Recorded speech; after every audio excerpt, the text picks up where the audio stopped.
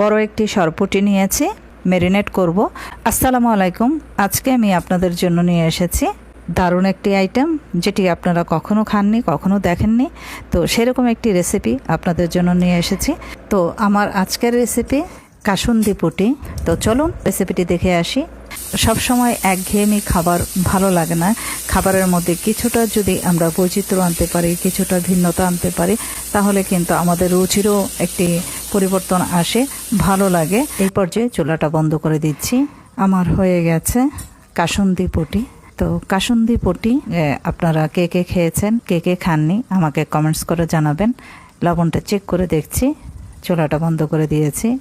তো আশা করব আপনাদের এই রেসিপিটি ভালো লেগেছে। এটি কিন্তু দারুণ মজা, একবার হলেও করে দেখবেন। তো খুব ভালো লাগে। এটি আপনি খিচুড়ির সাথে, সাদা ভাতের সাথে বা পোলাওর সাথে আপনি খেতে পারেন। আশা করব আপনাদের কাছে রেসিপিটি ভালো লেগেছে।